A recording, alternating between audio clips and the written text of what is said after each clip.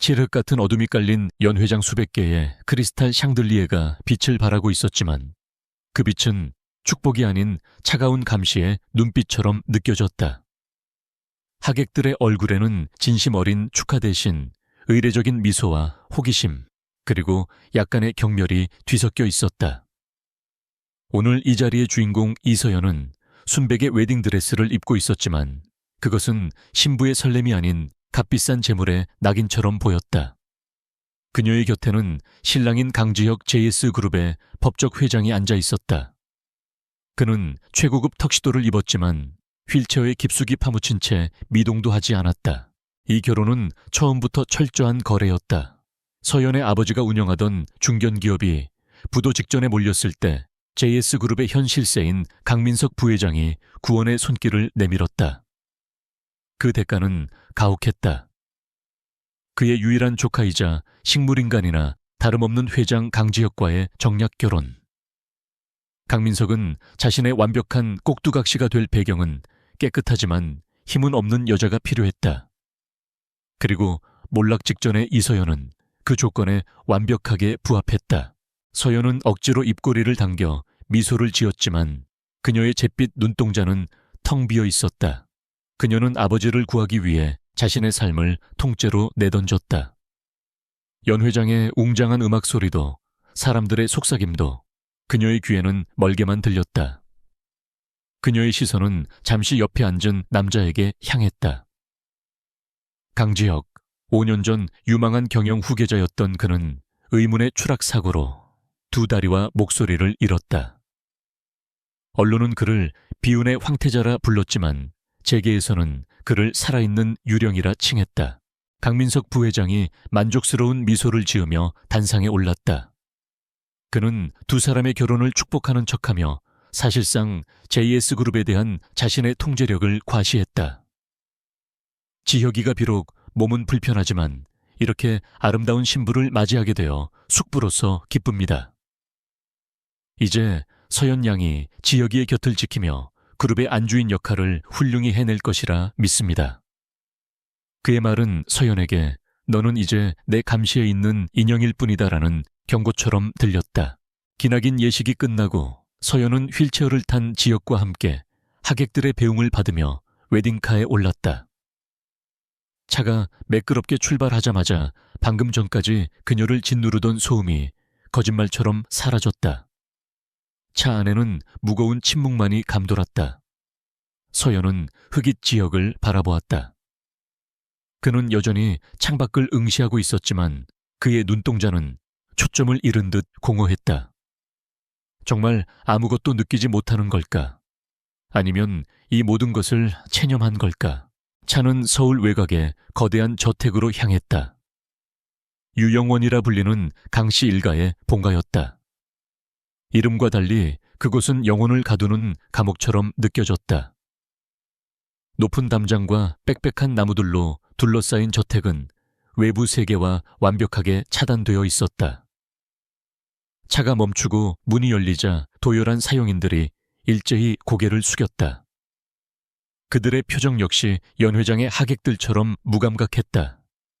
그들은 기계적으로 지역의 휠체어를 내리고 서연을 안으로 안내했다. 저택 내부는 고풍스럽지만 숨막히는 화려함으로 가득 차 있었다. 대리석 바닥은 거울처럼 반짝였고 벽에는 값비싼 그림들이 걸려 있었다. 하지만 그 모든 것에서 사람의 온기는 느껴지지 않았다. 차가운 박물관에 갇힌 기분이었다. 수간호사로 보이는 중년 여성이 다가와 서연에게 짧게 인사했다.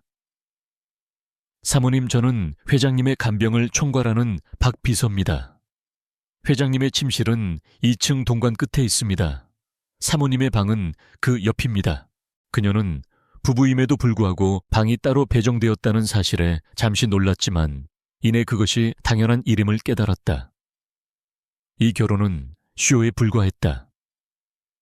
박 비서는 지역의 휠체어를 밀며 엘리베이터로 향했다. 서연은 짐 가방 하나만을 든 채 그들의 뒤를 따랐다. 복도를 지나는 동안 마주치는 사용인들은 아무도 그녀에게 눈길을 주지 않았다. 그녀는 이 거대한 성의 유령 신부였다. 지역의 방은 저택의 다른 곳보다 더 침침하고 무거웠다. 각종 의료기기들이 침대 주변을 둘러싸고 있었고 약품 냄새가 희미하게 풍겼다. 박 비서와 다른 간병인이 능숙하게 지역을 침대로 옮기고 환자복으로 갈아입혔다. 지역은 그 모든 과정 동안 헝겊 인형처럼 무기력하게 몸을 맡겼다.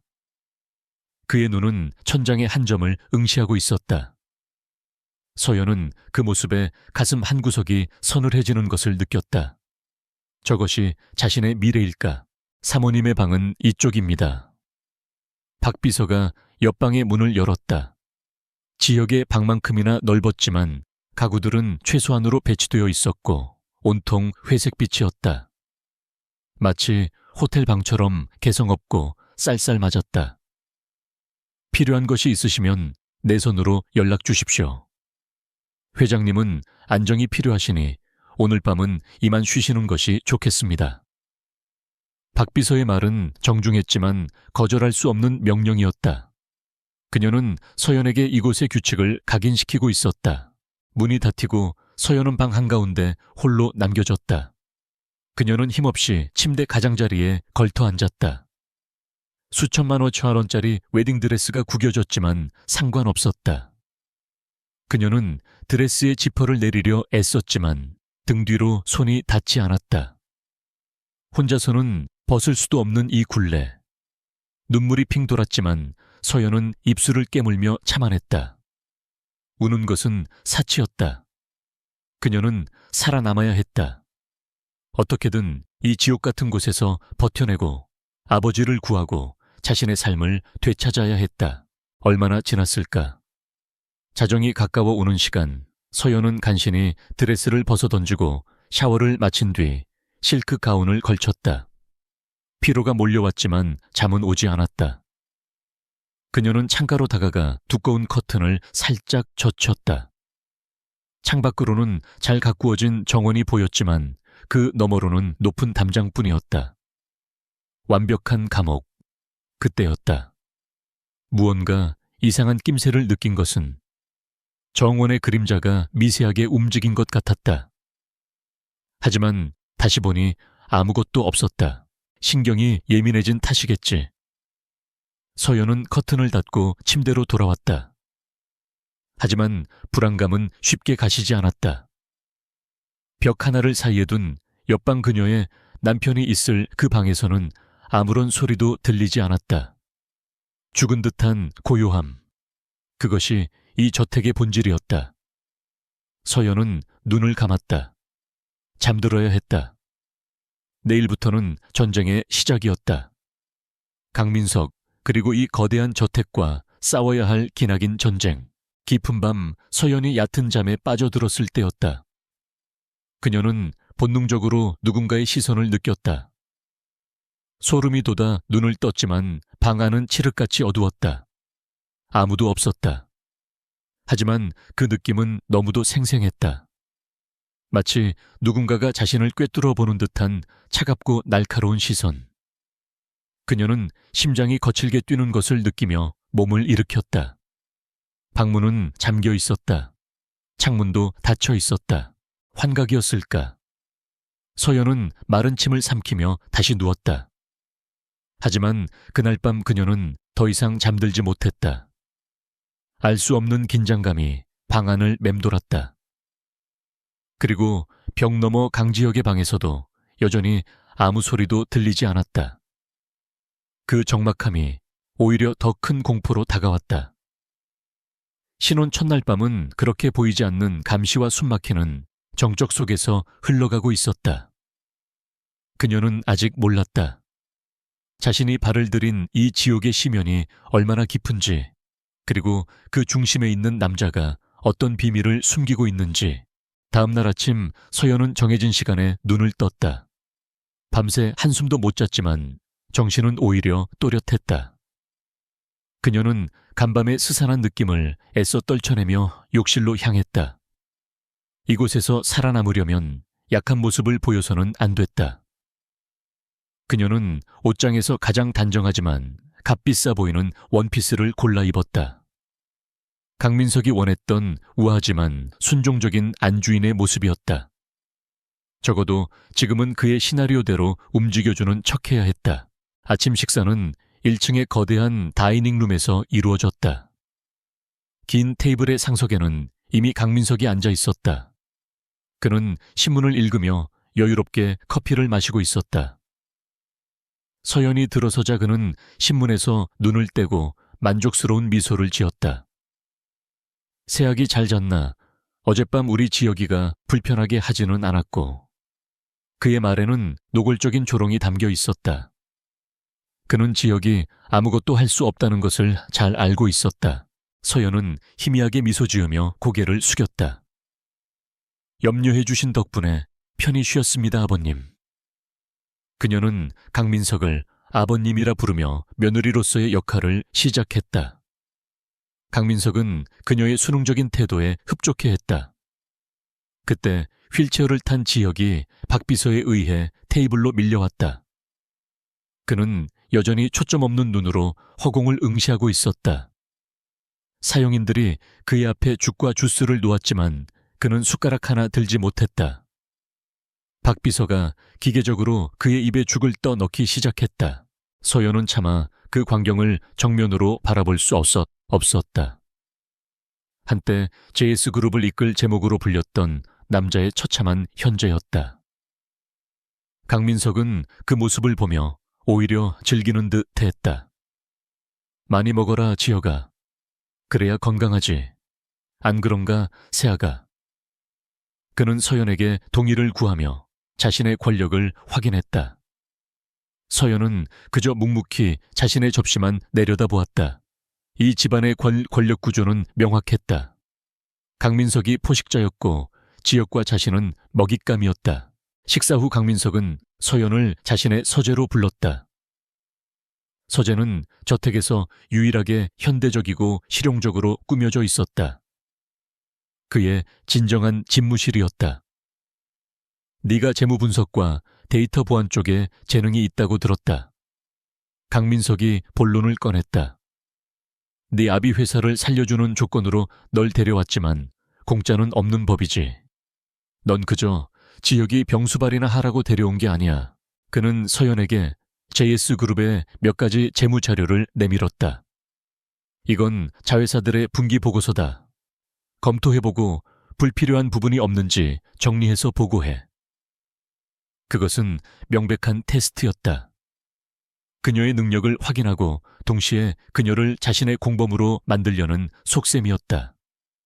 서연은 자료를 받아들었다. 그녀의 머릿속이 빠르게 회전하기 시작했다. 이것은 위기이자 기회였다. 그의 신뢰를 얻는다면 이 감옥의 내부를 더 깊이 들여다볼 수 있을 것이다. 최선을 다하겠습니다, 아버님. 서연은 다시 한번 완벽한 순종을 연기했다. 강민석은 만족스러운 듯 고개를 끄덕였다. 좋아. 당분간은 지역이 방 옆에 머물되 내 허락 없이는 저택 밖으로 한 걸음도 나갈 생각 마라. 알겠나? 네, 명심하겠습니다. 서연이 서재를 나오자마자 긴장이 풀리며 다리가 후들거렸다. 그녀는 복도를 걸으며 심호흡을 했다. 이제 막 첫 번째 시험대에 오른 것이다. 그녀는 자신의 방으로 돌아와 강민석이 준 자료를 펼쳤다. 방대한 양이었지만 그녀는 숫자를 읽는데 특화된 사람이었다. 몇 시간 동안 집중한 끝에 서연은 자료들 사이에 교묘하게 숨겨진 비정상적인 자금 흐름을 발견했다. 표면적으로는 합법적인 투자와 비용 처리로 보였지만 그 이면에는 거액의 돈이 특정 페이퍼 컴퍼니로 흘러 들어가고 있었다. 강민석이 그녀에게 정리하라고 한 것은 이 흔적을 지우라는 의미였을 것이다. 서연은 갈등했다. 그의 말대로 흔적을 지워주면 당장의 신임은 얻겠지만 그의 범죄에 동참하게 되는 것이었다. 하지만 거부한다면 그녀와 그녀의 아버지는 끝없는 나락으로 떨어질 것이다. 그녀는 일단 2가지 버전의 보고서를 만들기로 했다. 하나는 강민석의 의도대로 흔적을 완벽하게 지운 깨끗한 보고서. 다른 하나는 그녀만이 알아볼 수 있는 암호로 원본 데이터를 백업해둔 파일이었다. 저녁이 되고 서연은 지역의 방을 찾았다.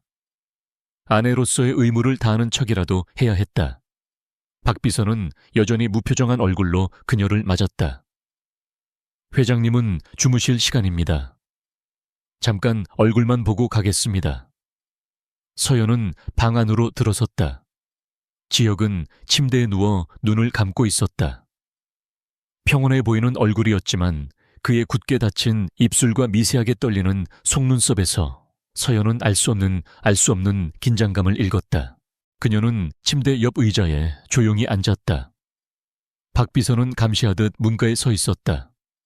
서연은 지역을 바라보며 나지막이 말했다.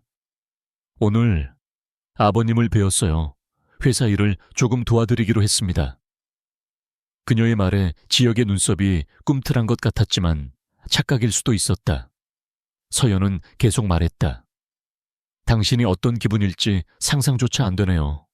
하지만 저도 이곳에서 제 몫을 해야 하니까요. 그때였다. 지역의 손가락이 아주 미세하게 거의 알아챌 수 없을 정도로 까딱거렸다. 서연은 숨을 멈췄다. 그녀는 박 비서를 흘깃보았지만 그녀는 눈치채지 못한 듯. 됐다. 서연은 다시 지역의 손을 바라보았다. 움직임은 없었다. 잘못 본 것일까? 그럼 편히 쉬세요. 서연은 자리에서 일어났다. 방을 나오기 직전 그녀는 지역의 침대 옆 탁자에 놓인 책 한 권을 발견했다. 손자병법, 식물인간이나 다름없는 사람이 읽기에는 너무나도 어울리지 않는 책이었다. 서연의 심장이 다시 한번 세차게 뛰기 시작했다.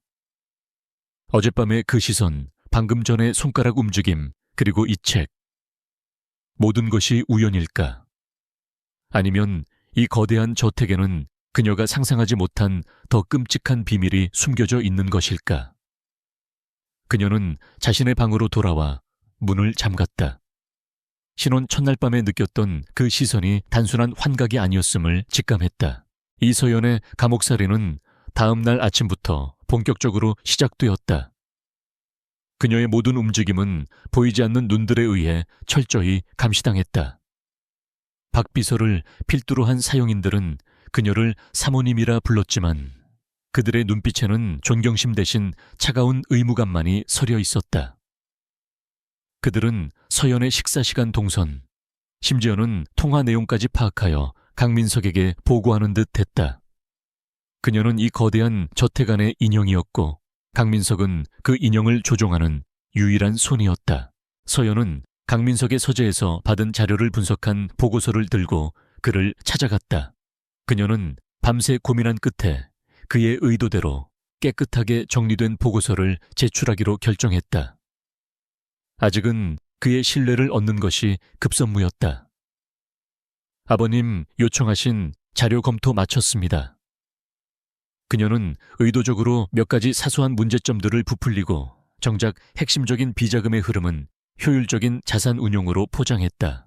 강민석은 보고서를 훑어보며 만족스러운 미소를 지었다. 역시 내 눈이 틀리지 않았어. 똑똑하군. 네 아비가 사람 보는 눈은 없어도 딸 하나는 잘 키웠어. 그는 서연의 어깨를 두드리며 칭찬했지만 그 손길은 격려가 아닌 소유주의 확인 도장처럼 느껴졌다. 앞으로도 내게 유용한 존재가 되길 바란다.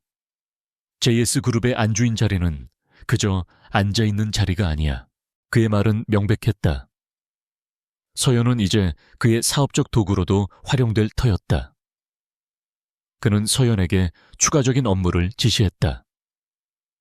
경쟁사들의 재무제표 분석, 투자 포트폴리오 검토 등. 서연은 겉으로는 순순히 모든 지시를 따랐다. 하지만 그녀의 머릿속은 복잡하게 돌아가고 있었다. 강민석이 그녀에게 일을 맡긴다는 것은 역설적으로 그녀에게 이 저택의 심장부에 접근할 수 있는 권한을 준 것이나 다름없었다. 그녀는 자신의 방에 최고 사양의 업무용 컴퓨터를 설치해달라고 요청했다. 물론 강민석의 업무를 처리하기 위한 보안이 이유였다. 강민석은 흔쾌히 허락했다. 서연은 이제 합법적으로 이 저택의 내부 네트워크에 접속할 수 있게 되었다. 그녀의 진짜 목적은 강민석의 비자금 내역을 파악하는 것이었지만 그보다 먼저 그녀를 짓누르는 이 감시 시스템의 실체를 파악해야 했다.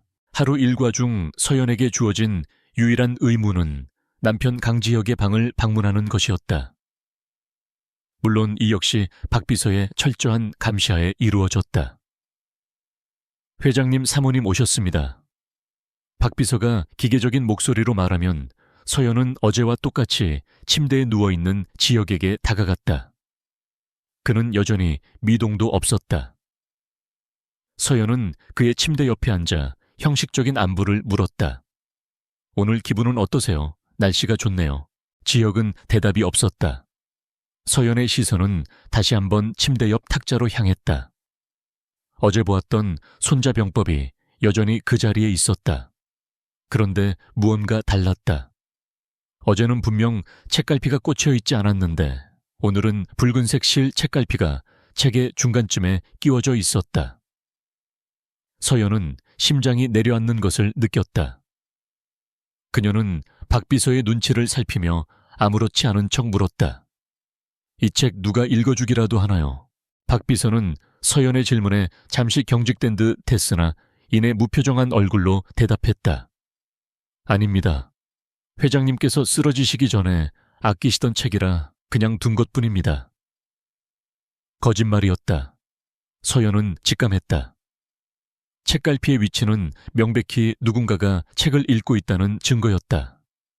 박 비서가 아니면 다른 사용인이, 그것도 아니라면. 서연은 감히 다음 생각을 이어갈 수 없었다. 그날 밤 서연은 강민석이 지시한 업무를 처리하는 척하며 자신의 방에서 저택의 내부 보안 시스템을 분석하기 시작했다. 그녀는 최고 수준의 데이터 보안 전문가였다. 강민석이 그녀의 능력을 과소평가한 것이 그녀에게는 가장 큰 무기였다. 그녀는 관리자 권한을 우회하여 시스템 로그에 접근했다. 그리고 마침내 놀라운 사실을 발견했다. 저택의 모든 구역에는 초고화질 CCTV가 24시간 작동하고 있었다. 강민석이 자신을 감시하기 위해 설치한 것이 분명했다. 하지만 이상한 점이 있었다. 특정 구역의 영상 기록이 주기적으로 누락되고 있었다. 특히 지역의 방이 위치한 동관복도와 저택 뒤편의 비밀 통로로 이어지는 정원 구역이었다. 그것도 매일 밤 정확히 새벽 3시부터 3시 15분까지 15분 동안이었다. 단순한 시스템 오류라고 하기에는 너무나 정확하고 규칙적이었다. 이것은 명백히 의도된 블라인드 스팟이었다. 누군가가 강민석의 감시 시스템을 뚫고 자신만의 통로를 만들어낸 것이다. 그리고 그 시간은 저택의 모든 사용인이 가장 깊은 잠에 빠져 있을 시간이었다. 서연은 등골이 오싹해지는 것을 느꼈다. 이 거대한 감옥 안에는 강민석 외에 또 다른 플레이어가 존재했다. 서연의 의심은 걷잡을 수 없이 커져갔다. 그녀는 다시 한번 지혁의 방을 떠올렸다. 움직이지 못하는 남자, 그의 곁을 지키는 손자병법, 그리고 그의 방으로 이어지는 복도의 15분간의 어둠. 이 모든 조각들이 하나의 끔찍한 가설을 향해 모이고 있었다. 만약 강지혁이 연기를 하고 있는 것이라면, 만약 그가 5년 동안이나 강민석을 속여왔다면, 그렇다면 어젯밤 그녀가 느꼈던 그 날카로운 시선의 정체도 설명이 가능했다. 그는 그녀를 관찰하고 있었던 것이다. 그녀가 적인지 아군인지 아니면 그저 쓸모없는 인형인지. 서연은 자신이 거대한 연극의 무대 한복판에 던져졌음을 깨달았다. 한쪽에서는 강민석이, 다른 쪽에서는 어쩌면 강지혁이 그녀를 시험하고 있었다. 그녀는 이 가설을 확인해야만 했다. 하지만 섣불리 움직일 수는 없었다. 박 비서는 강민석의 눈과 귀였고 어쩌면 강지혁 역시 자신만의 감시망을 가지고 있을지 몰랐다. 그녀는 다음 날 지혁의 방을 방문했을 때 아주 사소한 함정을 파기로 결심했다. 그녀는 박 비서가 잠시 의료기기를 점검하는 사이 들고 있던 만년필의 뚜껑을 일부러 떨어뜨렸다. 뚜껑은 소리 없이 굴러가 지역의 침대 밑으로 들어갔다. 어머나, 서연이 줍기 위해 몸을 숙이려 하자 박 비서가 날카롭게 제지했다. 제가 나중에 처리하겠습니다, 사모님. 먼지가 많습니다. 서연은 순순히 물러나는 척했다. 그래, 주시겠어요. 아버님께서 물려주신 거라 소중한 건데. 그녀는 일부러 뚜껑의 가치를 강조했다. 만약 박 비서가 그것을 주어서 서연에게 돌려준다면 그것은 단순한 호의일 것이다. 하지만 만약 뚜껑이 사라지거나 혹은 예상치 못한 방식으로 돌아온다면 그것은 그녀의 가설을 증명하는 결정적인 단서가 될 터였다. 그날 하루는 지옥처럼 길게 느껴졌다. 서연은 강민석의 업무를 처리하면서도 온 신경이 침대 밑에 작은 만년필 뚜껑에 쏠려 있었다. 저녁 식사 시간 강민석은 또다시 지혁을 조롱하며 자신의 권력을 과시했다. 서연은 묵묵히 음식을 씹으며 생각했다. 만약 지혁이 연기를 하는 것이라면 그는 대체 어떤 인간이란 말인가? 5년 동안 매일같이 자신을 불구로 만든 원수 앞에서 숨죽이며 연기를 할 수 있는 인내심. 그것은 인간의 영역을 넘어선 것이었다. 밤이 깊어지고 서연은 자신의 방으로 돌아왔다. 그녀는 지친 기색으로 책상에 앉았다. 그리고 그 순간 그녀는 숨이 멎는 듯했다. 그녀가 낮에 떨어뜨렸던 바로 그 만년필 뚜껑이 그녀의 업무용 컴퓨터 모니터 정중앙에 세워져 있었다. 박 비서가 가져다 놓은 것이라고는 볼 수 없었다. 그녀는 오늘 저녁 식사 이후 방에 들어온 적이 없었고 만약 그녀였다면 정중하게 손에 쥐어주었을 것이다. 이렇게 보란듯이 마치 경고장처럼 놓아둘 리가 없었다. 이것은 명백한 메시지였다. 내가 한 짓을 알고 있다. 그리고 동시에 나는 네가 상상하는 것 이상으로 자유롭다는 선언이었다. 서연은 의자에서 벌떡 일어섰다. 심장이 미친 듯이 뛰었다. 어젯밤의 그 시선이 다시 느껴지는 듯했다. 보이지 않는 존재가 이 방을 그리고 그녀를 완벽하게 장악하고 있었다. 그 존재는 바로 벽 넘어 죽은 듯이 잠들어 있어야 할 그녀의 남편 강지혁이었다. 서연은 떨리는 손으로 만년필 뚜껑을 집어들었다. 차가운 금속의 감촉이 그녀의 공포를 더욱 생생하게 만들었다. 그녀는 이제 돌이킬 수 없는 비밀의 문턱을 넘어버렸다. 강민석이라는 호랑이를 피하려다 어쩌면 더 무서운 용의 굴에 스스로 발을 들인 것인지도 몰랐다. 강민석의 인내심은 그리 길지 않았다. 만년필 뚜껑이 서연의 책상 위에 경고장처럼 놓인 지 불과 이틀째 되던 날, 그녀는 강민석의 서재로 다시 호출되었다. 아침 햇살이 밝게 비추는 서재였지만 공기는 시베리아의 겨울바람처럼 차가웠다. 강민석은 값비싼 원목 책상에 앉아 시가를 피우고 있었다. 그는 서연을 보자마자 재떨이에 시가를 비벼 끄며 본론을 꺼냈다. 그의 눈에는 초조함과 탐욕이 뒤섞여 있었다. 사야가 내 능력이 쓸만하다는 건 알겠다. 그가 서류 뭉치 하나를 서연 앞으로 밀었다.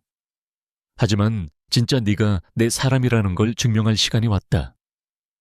이건 내 조카 내 남편 강지혁의 마지막 남은 JS그룹 지분양도 계약서다. 법적으로는 여전히 그놈이 최대 주주라는 게 거슬려서 말이지. 그의 목소리는 부드러웠지만 내용은 칼처럼 날카로웠다. 서여연은 마른 침을 삼키며 서류를 내려다보았다. 이것은 강민석이 JS그룹을 완전히 삼키기 위한 마지막 관문이었다. 하지만 아버님, 지혁 씨는 의식이 서명은커녕 펜을 쥘 수도 없습니다. 서연이 조심스럽게 현실을 언급했다. 강민석은 기다렸다는 듯이 비웃음을 터뜨렸다. 그래서 네가 필요한 거다. 내 아비 회사를 살려준 값을 해야지. 서명이 안 되면 지장을 찍게 해라. 약을 쓰든 손을 억지로 끌어당기든 방법은 상관없다. 그는 자리에서 일어나 서연에게 다가왔다. 위압적인 그림자가 그녀를 덮었다. 이번 주말까지 이 서류에 강지혁의 지장이 찍혀 있어야 한다. 만약 못하겠다면 내 아비 회사는 당장 내일 아침 공중분해될 거다. 내 말 알아들었나? 그것은 협박이자 최후 통첩이었다. 서연은 선택의 여지가 없었다. 그녀는 식물인간이나 다름없는 남편을 상대로 사기극을 벌여야 할 처지에 놓였다. 명심하겠습니다, 아버님. 서연은 떨리는 목소리를 감추며 서류를 집어들었다. 서재를 나오는 그녀의 등 뒤로 강민석의 만족스러운 웃음소리가 들렸다. 방으로 돌아온 서연은 문을 잠그고 그대로 주저앉았다. 손에 들린 지분량도 계약서가 청은망은처럼 무거웠다. 강민석은 그녀를 완벽한 공범으로 만들려 하고 있었다. 이 서류에 지장을 찍는 순간 그녀는 돌이킬 수 없는 강을 건너게 되는 것이었다. 그녀의 시선이 책상 위에 만년필 뚜껑으로 향했다. 내가 한 짓을 알고 있다. 그 차가운 메시지가 다시 뇌리를 스쳤다. 강민석에게 복종하여 강지혁을 배신할 것인가 하지만 강지혁은 정말 피해자이기만 한 걸까?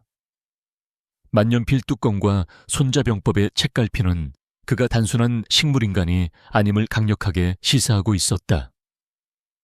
그녀는 지금 두 개의 거대한 빙산 사이에서 좌초될 위기에 처한 조각배와 같았다. 그녀는 강민석의 명령을 따를 수 없었다. 하지만 거부할 수도 없었다. 남은 길은 하나뿐이었다. 강지혁의 실체를 직접 확인하는 것. 그가 정말 강민석의 피해자라면 그녀는 차라리 모든 것을 걸고 그와 손을 잡아야 할지도 모른다. 만약 그가 또 다른 괴물이라면 적어도 누구를 상대로 싸워야 하는지는 알게 될 터였다. 서연은 시계를 보았다.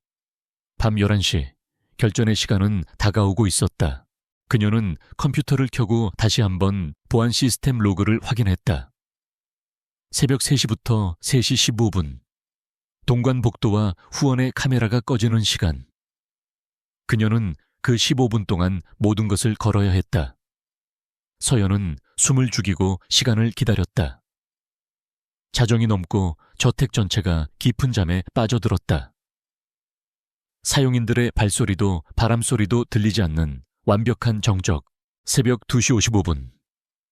서연은 검은색 옷으로 갈아입고 방을 나섰다. 양말만 신은 발은 대리석 바닥의 한기를 그대로 전했지만 오히려 정신이 맑아지는 듯하였다. 그녀는 그림자처럼 복도를 이동했다. 다행히 강민석의 감시 카메라는 복도의 주요 동선만 비추고 있었다. 그녀는 벽에 몸을 붙이고 사각지대를 이용해 조심스럽게 동관복도로 향했다. 강지혁의 방문 앞 복도에 도착했을 때 시간은 2시 59분을 가리키고 있었다. 복도 끝에 비상구 표시등만이 유일한 빛이었다. 그리고 그녀가 숨어있는 알코브 벽감. 맞은편 천장 모서리에 달린 CCTV에 붉은 전멸등이 보였다. 하나, 둘, 셋. 서연이 속으로 숫자를 세었다. 정확히 3시 정각. 붉은 전멸등이 꺼졌다. 블라인드 스팟이 시작된 것이다. 서연은 심장이 터질 것처럼 뛰는 것을 억누르며 어둠 속에서 귀를 기울였다. 강지혁의 방은 여전히 죽은 듯이 고요했다. 박비서는 어디에 있을까? 교대 시간에 잠시 자리를 비운 것일까? 아니면 이 모든 것이 계획된 것일까? 1분, 2분이 지났다. 아무 일도 일어나지 않았다. 그녀가 잘못 짚은 것일까? 모든 것이 그녀의 과대망상이었을까? 바로 그때였다. 찰칵. 아주 작지만 분명한 금속성 마찰음이 들렸다. 강지혁의 방문 손잡이가 돌아가는 소리였다. 서연은 숨을 멈췄다. 문이 열리고 누군가의 실루엣이 복도로 나왔다. 박비서나 간병인이 아니었다. 그 그림자는 휠체어에 앉아있지 않았다. 그는 두 발로 당당하게 서 있었다. 그림자는 서연이 숨은 곳 반대편 복도 끝의 서재를 향해 망설임 없이 걸어갔다. 그 걸음걸이는 환자의 것이 아니었다. 규칙적이고 힘이 넘쳤으며 심지어 우아하기까지 했다. 서연은 유령이라도 본 듯한 충격에 휩싸였지만 본능이 그녀의 몸을 움직였다. 그녀는 소리 없이 그림자를 뒤따랐다. 그가 향하는 곳은 강지혁의 할아버지가 쓰던 지금은 폐쇄된 것으로 알려진 대형 서재였다. 그는 서재 문을 열고 안으로 사라졌다. 서연은 조심스럽게 문틈으로 다가갔다. 문은 완전히 닫히지 않고 손가락 하나 들어갈 정도로 살짝 열려 있었다. 서연은 그 틈새로 서재 안을 엿보았다. 그리고 그녀는 자신의 눈을 의심했다. 먼지 쌓인 가구들 대신 그곳은 최첨단 장비로 가득 찬 지휘 통제실이었다. 벽면에는 수십 개의 모니터가 깜박이고 있었고 중앙에는 거대한 서버가 낮게 울리고 있었다. 그리고 그 방 한가운데 강지혁이 서 있었다. 병약한 환자복이 아닌 몸에 딱 맞는 검은색 터틀넥과 바지를 입은 모습이었다. 그는 5년 전 사진에서 보았던 그 모습 아니 그보다 더 날카롭고 위험한 분위기를 풍기고 있었다. 그는 위성으로 연결된 듯한 보안 전화를 들고 났고 차가운 목소리로 누군가와 통화하고 있었다. 강민석은 미끼를 물었다. 자금은 예정대로 비루트를 통해 이동시켜 중간에 흔적이 남지 않도록 완벽하게 처리해. 서연은 귀를 막고 싶었다. 그것은 그녀가 한 번도 들어본 적 없는 얼음장처럼 차갑고 절대적인 권위가 담긴 목소리였다. 그가 바로 만년필 뚜껑의 주인이었다. 이서연은 아직 판단할 수 없어. 그녀 역시 처리해야 할 변수일 뿐이야. 계속 주시해. 변수. 그 한마디가 서연의 심장을 찔렀다. 그녀는 강민석의 인형이었고 강지혁에게는 그저 제거 대상이 될 수도 있는 변수에 불과했다. 그녀는 이 끔찍한 진실 앞에서 공포로 몸이 마비되는 것을 느꼈다. 그 순간 통화를 마친 강지혁이 수화기를 내려놓았다. 서재 안에는 정적이 흘렀다. 서연은 그가 자신을 눈치채지 못했기를 바라며 숨을 죽였다. 하지만 다음 순간 강지혁은 마치 처음부터 알고 있었다는 듯이 천천히 고개를 돌려 서연이 숨어있는 문틈을 정확히 응시했다. 어둠 속에서도 그의 눈빛은 맹수처럼 형형하게 빛났다. 서연은 얼어붙었다. 들어오지 그래. 언제까지 그렇게 서 있을 셈인가, 이서연 씨. 그의 목소리가 정적을 깨고 서연의 귓가에 울렸다. 그는 그녀가 거기 있다는 것을 어쩌면 그녀가 따라올 것까지도 모두 알고 있었다. 이서연은 얼어붙은 발걸음을 떼어 어둠이 깔린 서재 안으로 들어섰다. 문이 등 뒤에서 소리 없이 닫히자 바깥 세상과 완벽하게 차단된 기분이었다. 방 안을 가득 채운 수십 개의 모니터 불빛이 그녀의 창백한 얼굴 위로 어지럽게 스쳤다. 그리고 그 빛의 중심에 강지혁이 서 있었다. 그는 5년 동안 휠체어에 묶여있던 환자가 아니었다. 그는 이 거대한 성에 숨겨진 왕이었고 서연은 그의 영토를 침범한 불청객이었다. 그의 시선은 차가웠지만 그 안에는 일말의 놀라움도 없었다. 마치 이 모든 상황이 그의 시나리오 안에 있었다는 듯이. 내 영희가 그렇게 형편없었나. 그가 먼저 침묵을 깼다. 그의 목소리는 서연이 복도에서 들었던 것보다 더 깊고 상대를 압도하는 힘이 있었다. 서연은 입술을 깨물었다. 공포를 억누르고 이성의 끈을 붙잡아야 했다. 만년필 뚜껑, 당신이었군요. 손자병법의 책갈피도. 그 정도 단서로 여기까지 뛰어들다니. 강민석이 널 과소평가한 게 당연해. 강지혁은 책상 모서리에 가볍게 기댔다. 그 여유로운 동작 하나하나가 서연에게는 위협적으로 다가왔다. 5년입니다. 대체 5년 동안 어떻게... 그 사고는 대체 뭐였죠? 서연은 자신도 모르게 목소리를 높였다. 그녀는 진실을 알아야 했다. 자신이 누구의 손에 놀아나고 있는지. 강지혁의 눈빛이 순간 어두워졌다. 그는 모니터 중 하나를 가리켰다.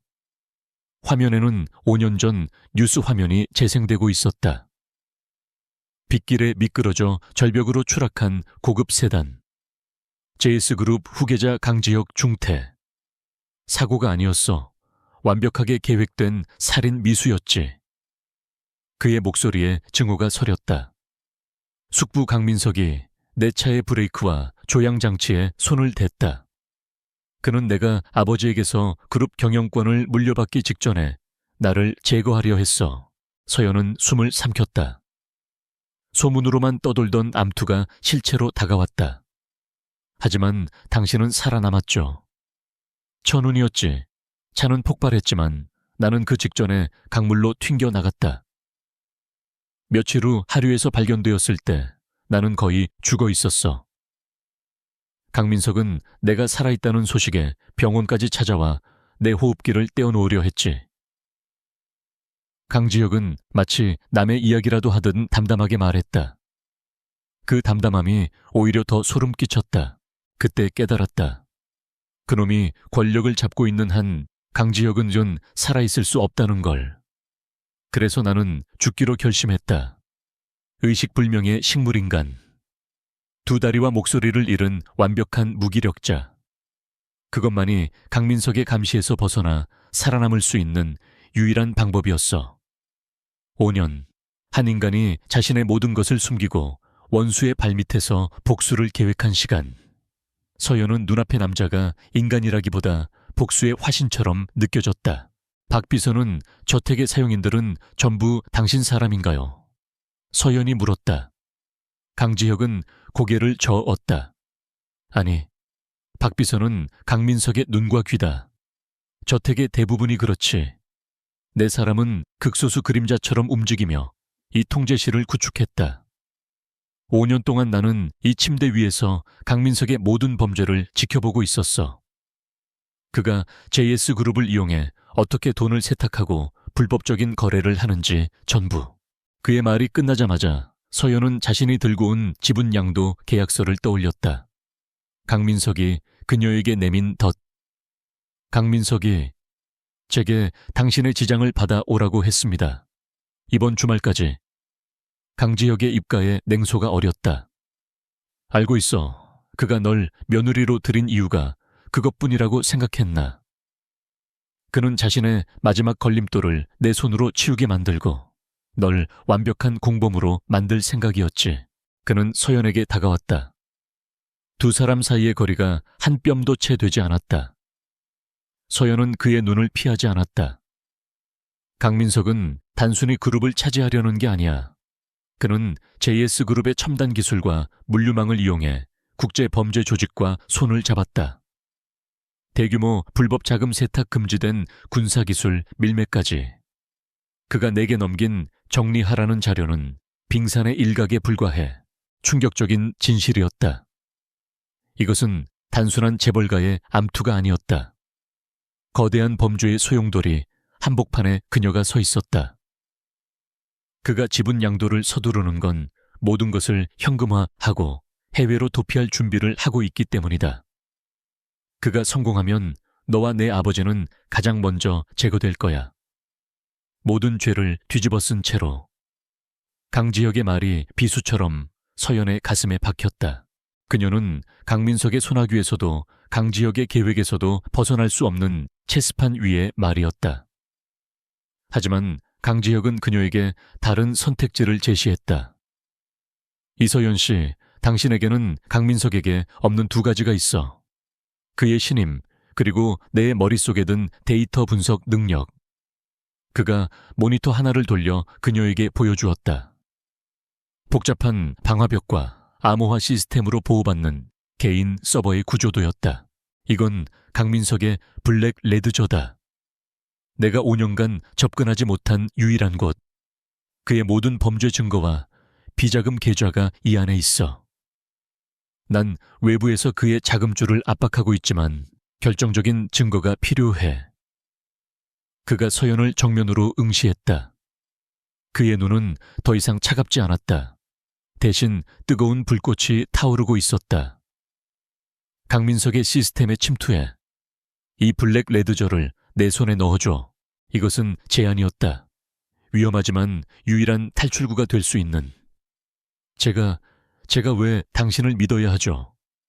강민석을 배신하고 당신을 도왔다가 저 역시 당신에게 이용만 당하고 버려질지 어떻게 합니까? 당신에게 난 그저 변수일 뿐이라면서요. 서연은 그가 통화에서 했던 말을 그대로 돌려주었다. 강지혁은 잠시 놀란 듯 했으나 이내 짙은 미소를 지었다. 내 통화까지 엿들었을 줄이야. 그래, 넌 변수였지. 하지만 지금은 아니야. 넌 나에게 필요한 유일한 열쇠다. 그는 서재의 금괴에서 또 다른 서류를 꺼냈다. 내 아버지가 강민석에게 진 빚 그 모든 채무증서의 원본이다. 내가 이미 확보했어. 서현의 눈이 커졌다. 네가 내 일을 완수하는 순간 이 서류는 내 것이 될 거다. 네 아버지의 회사는 구제될 거고 너에게는 완벽한 자유를 주지. 이혼 서류와 함께 네가 상상하는 것 이상의 보상금을 챙겨서. 그는 서연의 턱을 가볍게 쥐고 들어 올렸다. 강민석의 공범이 되어 파멸할 것인가? 아니면 나와 손잡고 모든 것을 되찾을 것인가? 선택은 내 몫이야, 이서연 씨. 서연은 그의 손을 뿌리치지 않았다. 그녀는 그의 눈을 마주보며 자신의 답을 정했다. 공포는 사라지고 차가운 분노와 결의가 그 자리를 대신했다. 제가 뭘 하면 되죠? 그녀의 목소리는 더 이상 떨리지 않았다. 강지혁의 미소가 더욱 짙어졌다. 좋아, 우선 시간을 벌어야 해. 강민석에게는 내가 최근 발작을 일으키거나 미약하게나마 의식을 회복하는 듯한 이상 징후를 보인다고 보고해. 지장을 찍으려 할 때마다 경련을 일으켜서 실패했다고 해. 그는 서연에게 작은 USB 하나를 건넸다. 이건 강민석의 어뮤니먼스 업무용 컴퓨터에 네가 접근할 때 사용할 프로그램이다. 그의 개인 서버로 접근할 수 있는 백도어를 열어줄 거야. 하지만 시간은 단 한 번뿐이야. 그가 눈치채지 못하게. 시계가 새벽 3시 13분을 가리키고 있었다. 블라인드 스팔이 끝나기까지 2분도 차에 남지 않았다. 이제 돌아가. 그리고 기억해. 지금부터 너는 이중 스파이다. 강민석에게는 순종적인 며느리를, 내게는 유능한 파트너를 연기해야 해. 단 한 번의 실수도 용납되지 않아. 강지혁은 서재의 또 다른 비밀 통로를 가리켰다. 서연의 방과 연결되는 낡은 사용인 통로였다. 서연은 USB를 굳게 쥐고 통로로 사라졌다. 그녀가 자신의 방에 도착해 문을 닫는 순간 정확히 3시 15분이 되었다. 복도의 CCTV가 다시 붉은 빛을 깜박이기 시작했다. 서연은 거울 앞에 섰다. 거울 속에는 여전히 창백하고 두려움에 떠는 여자가 있었지만 그녀의 눈빛은 달라져 있었다. 지옥의 한복판에서 그녀는 마침내 손에 검을 쥐었다. 다음 날 아침 태양은 어김없이 떠올랐지만 이서연에게는 세상이 뒤바뀐 듯 됐다. 그녀는 더 이상 강민석의 일방적인 희생양이 아니었다. 그녀는 이제 두 개의 전선을 동시에 상대해야 하는 아슬아슬한 줄타기를 시작한 이중 스파이였다. 아침 식사 자리에서 그녀는 그 어느 때보다 완벽하게 순종적인 며느리를 연기했다. 강민석의 조롱 섞인 아침 인사에 공포에 질린 듯한 미소로 화답했고 박 비서가 강지혁에게 죽을 떠먹이는 모습을 애써 외면했다.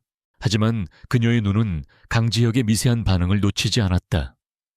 그가 숟가락을 받아먹을 때 그의 입술이 아주 희미하게 거의 감지할 수 없을 정도로 굳어지는 것을. 그것은 굴욕에 대한 분노에 억눌린 표현이었다. 강지혁 역시 자신의 역할을 수행하고 있었다. 두 사람은 이 위험한 식탁에서 유일하게 진실을 아는 공범자였다. 식사 후 강민석은 예상대로 그녀를 서재로 불렀다. 일은 어떻게 되어가나 그는 지분양도 계약서를 턱짓으로 가리키며 물었다. 서연은 미리 준비한 연기를 시작했다. 그녀는 두 손을 굳게 맞잡고 금방이라도 울음을 터뜨릴 것 같은 표정을 지었다. 아버님, 어젯밤에 시도해 보았습니다. 그런데 강민석의 미간이 좁혀졌다. 지혁 씨의 손을 잡고 인주를 묻히려는 순간 그이의 눈꺼풀이 파르르 떨리면서 마치 발작을 일으키려는 것처럼 몸을 가볍게 떨었습니다. 너무 무서워서 도저히 진행할 수가 없었어요. 서연은 강지혁이 알려준 시나리오를 충실히 따랐다. 강민석의 의심을 피하면서도 시간을 벌기 위한 유일한 방법이었다. 강민석의 반응은 예상대로였다. 그는 불쾌한 듯 혀를 찼지만 동시에 그의 눈빛에는 호기심과 경계심이 스쳤다. 발작 그놈이 의식이 돌아오기라도 한다는 건가? 만약 강지혁이 정말로 의식을 회복한다면 지분 양도는커녕 법적으로 강민석의 모든 권한이 위협받을 수 있었다. 쓸데없는 소리. 그저 반사적인 근육 경련이겠지. 오늘은 내가 박 비서에게 진정제를 추가로 투여하라고 이를 테니 밤에 다시 시도해. 이번에는 망설이지 마. 그깟 시체 같은 놈 손가락 하나 찍는 게 뭐가 무섭다고. 그는 서연을 경멸 어린 눈으로 쏘아붙이고는 다시 서류로 눈을 돌렸다. 그리고 내가 맡긴 분석 작업은 어떻게 되어가나. 쓸데없이 남편 병수발에만 신경 끄고 내 본분을 잊지 마. 네, 아버님. 거의 마무리되었습니다.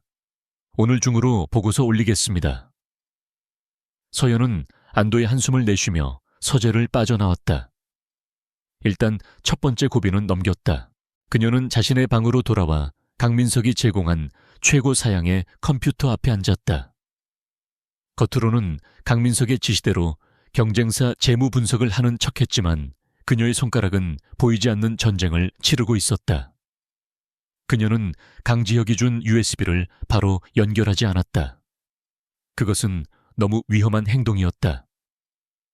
강민석의 보안팀은 JS그룹 최고 수준의 전문가들로 구성되어 있었고 승인되지 않은 외부 장치 연결은 즉시 경보를 울릴 터였다. 그녀는 우선 합법적인 권한을 이용해 내부 네트워크의 지도를 그리기 시작했다. 강민석이 그녀에게 부여한 접근 권한은 제한적이었지만 그녀는 그 틈새를 파고들었다. 그녀는 재무자료를 다운로드한다는 명목으로 서버의 여러 포트를 스캔했다. 마치 미로 속에서 벽을 더듬어 나가는 것처럼 조심스러웠다. 그녀는 강민석의 개인 서버 강지혁이 말한 블랙 레드저의 위치를 파악해야 했다. 몇 시간 동안의 치열한 스캐닝 끝에 그녀는 마침내 그것을 찾아냈다. KMSS Archive라는 이름으로 위장된 3중 방화벽과 군사급 암호화로 보호받는 독립된 서버였다. 그것은 저택의 물리적인 메인 서버실이 아닌 강민석의 개인 서재 지하에 숨겨진 벙커에 존재하는 듯했다. 접근 자체가 불가능해 보였다. 강지혁이 준 USB 즉 백도어를 설치할 틈이 필요했다. 기회는 예상보다 빨리 찾아왔다. 그날 오후 저택 전체의 전원이 잠시 불안정해지는가 싶더니 이내 비상전력으로 전환되었다. 박 비서가 다급하게 인터폰으로 강민석에게 보고했다. 부회장님, 메인 서버실의 전력 공급 장치에 문제가 생긴 것 같습니다. 보안팀이 확인 중입니다. 강민석은 경로했다. 당장 해결해. 데이터 하나라도 손실되면 전부 목을 잘라버리겠어. 서연의 심장이 세차게 뛰기 시작했다. 이것이 우연일까 아니면... 그녀는 벽 너머 강지혁의 방을 생각했다. 그가 만들어낸 기회일까 강민석을 포함한 저택의 모든 신경이 메인 서버실로 쏠린 지금이 바로 절호의 기회였다. 보안팀이 메인 시스템의 오류를 잡는 데 집중하는 동안 그들의 감시망은 일시적으로 다른 곳, 특히 KMS 아카이브 같은 개인 서버에 소홀해질 수밖에 없었다. 서연은 망설이지 않았다. 그녀는 재빨리 USB를 컴퓨터에 숨겨진 포트에 꽂았다. 화면에는 아무런 변화도 일어나지 않았다. 하지만 보이지 않는 곳에서 강지혁이 심어둔 프로그램이 작동하기 시작했다. 그것은 단순한 바이러스가 아니었다. 시스템 로그에 흔적을 남기지 않고 기존의 보안 프로토콜을 복제하여 스스로를 승인된 업데이트로 위장하는 스텔스 루트킷이었다. 설치바가 천천히, 아주 천천히 차올랐다. 10%, 30%. 서연은 모니터에서 눈을 떼지 못했다. 손바닥에서는 식은땀이 흘렀다. 만약 지금 발각된다면 모든 것이 끝장이었다. 그녀는 귀를 기울였다. 복도 밖에서 강민석이 누군가에게 고함을 치는 소리가 희미하게 들려왔다. 70%, 90%, 세월지 완료. 단출한 메시지가 화면 구석에 떴다가 1초 만에 사라졌다. 서연은 즉시 USB를 뽑아 주머니 깊숙이 숨겼다. 그리고 마치 아무 일도 없었다는 듯이 재무 분석 보고서의 마지막 문장을 타이핑하기 시작했다. 모든 것이 5분 안에 일어난 일이었다. 잠시 후 저택의 전원이 정상으로 돌아왔고 강민석의 분노에 찬 목소리도 잦아들었다. 그날 밤 서연은 다시 지역의 방을 찾았다. 이번에는 강민석의 지시대로 박 비서가 지켜보는 앞에서 지분양도 계약서와 인주를 꺼내 들었다. 회장님, 아버님 지시입니다. 그녀는 일부러 목소리를 떨며 지역의 손으로 다가갔다. 박 비서는 매서운 눈으로 그녀의 손을 지켜보고 있었다. 서연이 인주를 묻힌 손가락으로 지역의 엄지손가락을 잡는 순간이었다. 죽은 듯이 누워있던 지역의 입에서 낮은 신음소리가 터져 나왔다. 그의 몸이 활처럼 뻣뻣하게 굳었고 눈꺼풀이 격렬하게 떨리기 시작했다. 회 회장님, 박 비서가 놀라 지역에게 달려들었다. 또 발작입니다. 사모님, 일단 물러나세요. 지역의 연기는 완벽했다. 그는 서연이 강민석에게 보고했던 것보다 훨씬 더 격렬한 반응을 보이며 그녀의 알리바이를 완벽하게 만들어 주었다. 서연은 겁에 질린 척 뒤로 물러나며 계약서를 떨어뜨렸다. 박 비서가 능숙하게 지역에게 응급조치를 하는 동안 서연의 시선은 침대 옆 탁자에 손자병법으로 향했다. 어제 분명히 꽂혀있던 붉은색 책갈피가 사라져 있었다. 대신 책의 첫 페이지가 살짝 접혀 있었다. 전쟁의 시작, 서연은 자신의 방으로 돌아왔다. 그녀는 이제 강민석의 네트워크에 침투할 수 있는 비밀 통로를 확보했다. 하지만 동시에 깨달았다. 블랙 레드저의 암호화는 그녀가 지금까지 본 것 중 가장 강력한 수준이었다. 이것을 뚫기 위해서는 그녀의 모든 기술과 시간이 필요했다. 그리고 강민석의 의심을 피하며 시간을 버는 것은 전적으로 침대 위에 그 식물인간 연기자에게 달려 있었다. 조용하지만 치명적인 두 사람의 공동전선이 마침내 구축되었다. 강민석은 뱀처럼 교활한 인간이었다. 그는 이서연이 가져온 실패 보고, 강지혁의 갑작스러운 발작을 표면적으로는 받아들였지만 그의 의심은 사라지지 않았다. 그 발작이 너무나 시기적절했다는 점, 그리고 이서연이라는 변수가 저택에 들어온 직후에 발생했다는 점이 그의 신경을 건드렸다. 그는 이서연이 무능한 것인지 아니면 자신을 속이고 있는 것인지 확인해야만 했다. 그는 지분양도건을 잠시 뒤로 미루었다. 서두르다가는 오히려 덫에 걸릴 수 있었다. 그는 이서연을 시험하기로 마음먹었다. 이번에는 남편의 지장이 아닌 그녀의 본업인 재무분석 능력을 통해서였다. 그는 서연을 다시 서재로 불렀다. 이번에는 위압적인 태도 대신 인자한 시아버지의 가면을 썼다. 세아가 요즘 내게 너무 무거운 짐만 지운 것 같구나. 지혁이 일은 잠시 잊고 내 본래 실력을 좀 보여다오. 그는 두툼한 데이터 파일이 담긴 USB 하나를 그녀에게 건넸다. JS 프레시전 테크라는 자회사다. 실적은 나쁘지 않은데 비용 누수가 좀 있는 것 같아. 외부 회계 법인에 맡기기 전에 네가 먼저 검토해서 비효율적인 부분만 좀 짚어줬으면 한다. 그의 말은 지극히 합리적이고 일상적인 업무 지시처럼 들렸다. 하지만 서연은 그의 눈빛에서 숨길 수 없는 시험의 의도를 읽었다. 이것은 단순한 감사가 아니었다. 서연은 파일을 받아 자신의 방으로 돌아왔다. 그녀는 방문을 잠그고 강지혁이 설치해준 백도어 프로그램이 아닌 강민석이 제공한 업무용 컴퓨터에 격리된 샌드박스 환경에서 파일을 열었다. 그녀의 직감은 틀리지 않았다. JS 프레시전 테크의 재무제표는 표면적으로 완벽했다. 강민석이 말한 비용 누수는 존재했지만 그것은 재벌 기업에서 흔히 발견되는 사소한 수준이었다. 하지만 데이터의 총용량이 이상했다. 단순한 재무자료라고 하기에는 지나치게 컸다. 서연은 데이터 구조를 분석하기 시작했다. 그리고 마침내 그것을 발견했다. 일반적인 회계 파일들 사이에 교묘하게 숨겨진 이중 암호화된 고스트 파일 하나. 파일명은 2771라는 의미불명의 코드였다. 그녀의 심장이 차갑게 식어내렸다. 이것은 명백한 허니팟, 즉 함정이었다. 강민석은 그녀에게 미끼를 던진 것이었다. 만약 서연이 단순한 회계 담당자라면 이 파일을 무시하거나 열 수 없는 파일로 분류하여 보고할 것이다.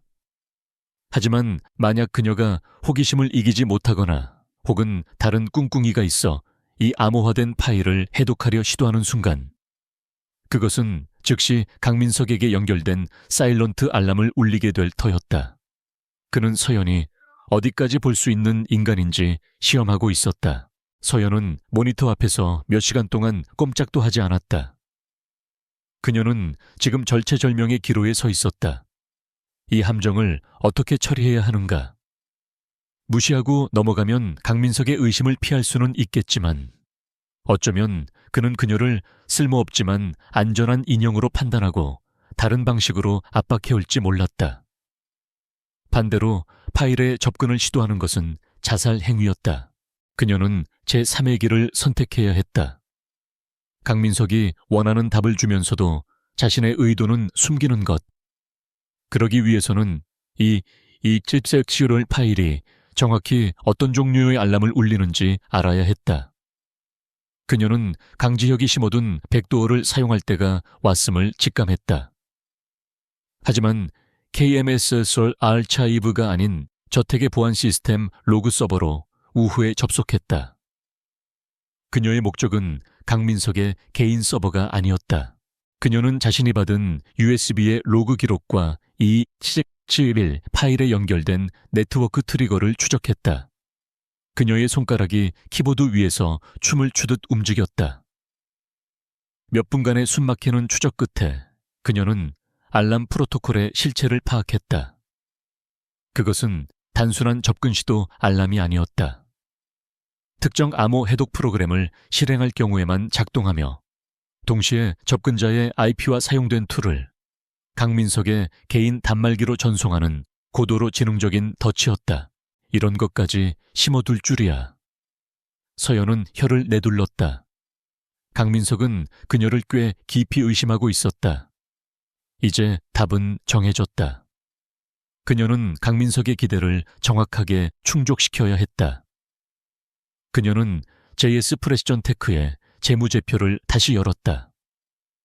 강민석이 말한 비용 누수 부분을 확대 분석하기 시작했다. 그녀는 밤을 새워 완벽한 보고서를 작성했다. 보고서는 두 부분으로 나뉘어 있었다. 첫 번째 부분은 강민석이 지시한 비효율적인 부분에 대한 날카로운 분석이었다.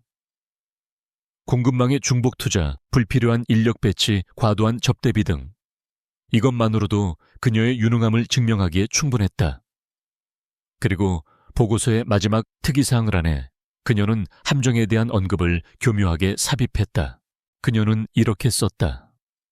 재무 데이터 분석 중 출처 불명의 고용량, 암호화 데이터 패킷, 참조, 이 7777을 발견함. 일반적인 회계 자료가 아니며 현 시스템의 표준 보안 프로토콜과 충돌 가능성이 있음. 이는 본인의 접근 권한을 넘어서는 고레벨 보안 파일 또는 레거시 시스템의 오류로 판단됨. 데이터 무결성 보호를 위해 해당 파일은 분석에서 제외하였으며 부회장님의 직접적인 검토가 필요함. 이것은 완벽한 답변이었다. 그녀는 파일의 존재를 인지했으므로 무능하지 않았다. 하지만 그것을 시도하지 않고 상급자인 강민석에게 판단을 넘김으로써 자신의 본분과 한계를 명확히 했다.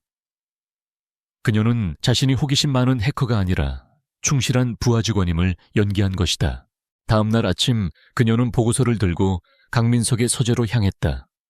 그는 보고서를 받아들고 서연의 얼굴을 빤히 쳐다보았다. 서연은 약간의 긴장과 피로감이 섞인 밤샘 작업을 한 실무자의 얼굴을 유지했다.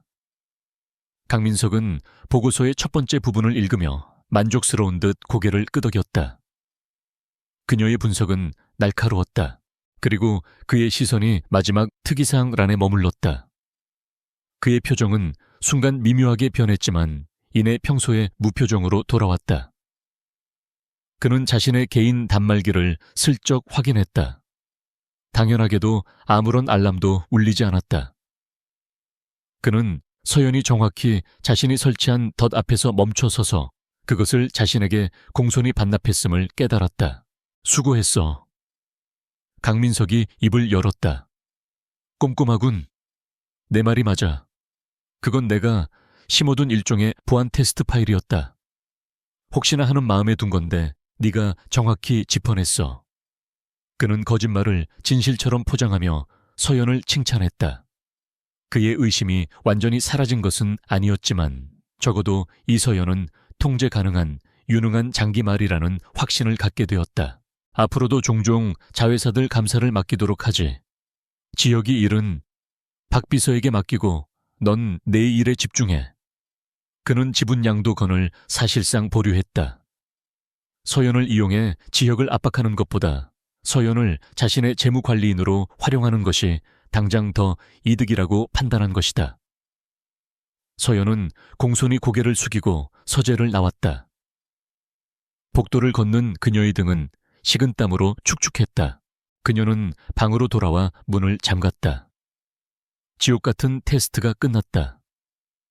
그녀는 강민석의 신뢰를 얻었고 동시에 케메스로 알카이브에 접근할 수 있는 귀중한 시간을 벌었다. 하지만 그녀는 긴장을 풀 수 없었다.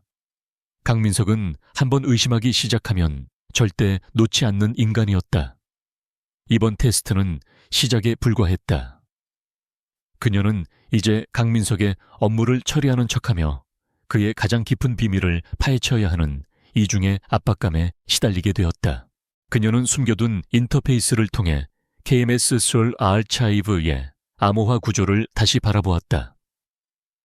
강민석이 2771 같은 고도의 함정을 심어둘 정도라면 이 본진의 방어막은 상상을 초월할 것이 분명했다.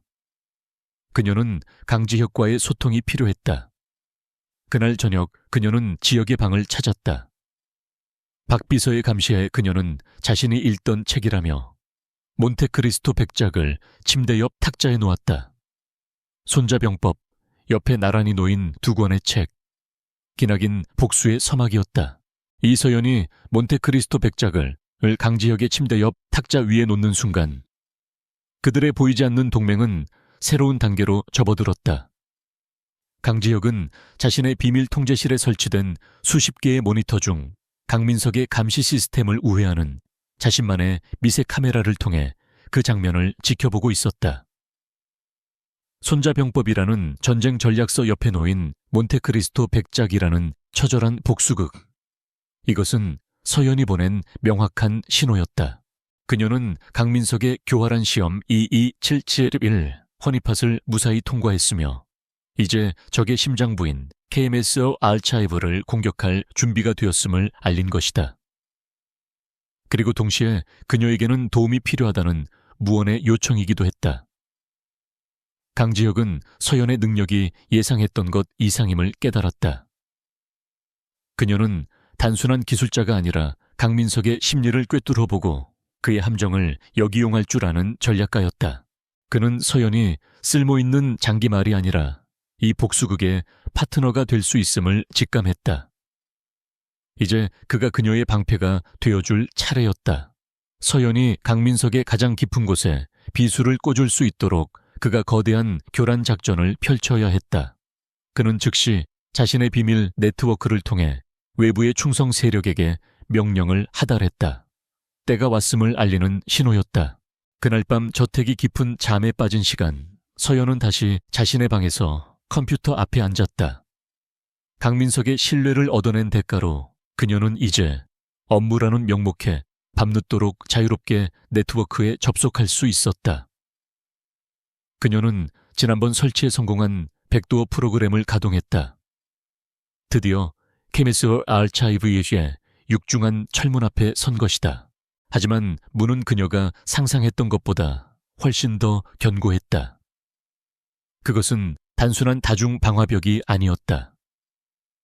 서연은 시스템 코어를 분석하며 경악을 금치 못했다. 이건 살아있어. 암호화 시스템 자체가 고정된 것이 아니었다. 그것은 JS그룹의 핵심 기술인 양자 컴퓨팅과 연동되어 전 세계의 주식시장 데이터와 기상위성 신호를 변수로 삼아 매 초마다 암호화 키를 무작위로 재생성하고 있었다. 이른바 다이내믹 쉴드.